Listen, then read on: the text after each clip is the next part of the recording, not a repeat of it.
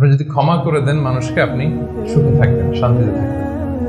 আমাদের হয় চলতি পথে আমাদের বন্ধুদের মধ্যে বা আমাদের প্রতিবেশীর সাথে বা আমার কলিগের সাথে বা আমাদের সমাজে অনেকের সাথে অনেকের নানা সময় এমন বিভেদ ঝগড়া এটা তৈরি হতে পারে, ফলে মনের মধ্যে ক্ষোভ, অশান্তি, ইভেন জেলাসিও আসতে পারে। কিন্তু এটা যদি আপনি কারোর প্রতি যদি রাগ, ক্ষোভ এটা পুষে রাখেন, ইট বার্নস ইউরসেলফ ইনসাইড, এটা ভিতরে আপনারা জ্বালাবে। যারে হিংসা করতেছেন, যার ব্যাপারে ক্ষোভ রাখতেছেন, এর কোনো ক্ষতি হয় না। ক্ষতি হয় যে এই ক্ষোভটা লালন করে, এই রাগটা যে ছেড়ে ফেলতে পারে না হৃদয় থেকে, যে মন থেকে মানুষকে ক্ষমা করতে পারে না, সে কষ্ট পায়, অশান্তি নেমে আসে, দুঃখ নেমে আসে। আর যে সিম্পলি ক্ষমা করে দেয় সবাইকে, সে মানে সুখী একটা জীবনযাপন করতে পারে। এবং এটা জরিপেও, গবেষণাতেও দেখা গিয়েছে যে যে অন্যকে সহজে ক্ষমা করে দেয় সে হ্যাপি লাইফ লিড করে। তাহলে 2 নাম্বার কি? ফরগিভনেস, ক্ষমা করে দেয়।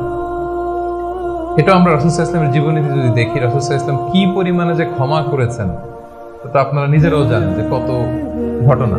ওনার পুরো জীবনীটাই তো ক্ষমা। সবসময় ক্ষমা করে দিতেন, মনে দুঃখ পুষে রাখতেন না কখনো।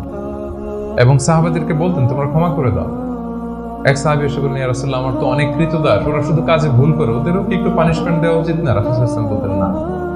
তো কি করবো? ক্ষমা করে দাও। কয়বার করবো? বলে প্রতিদিন কমপক্ষে 70 বার।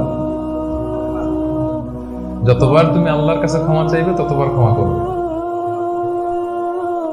যতবার আল্লাহর কাছে ক্ষমা পেতে চাও ততবার ক্ষমা করবে। ফিলোসফিটা বুঝতে পারছেন? আমরা আল্লাহর কাছে ক্ষমা চাই, কিন্তু আমরা একে অপরের ক্ষমা করতে পারি না। আল্লাহ তাআলা বলেন যে তুমি ক্ষমা করো, আমি তোমারে ক্ষমা করে দেব। তুমি ক্ষমা করো তোমার ভাইদের, আমি তোমার ক্ষমার ব্যবস্থা করতেছি।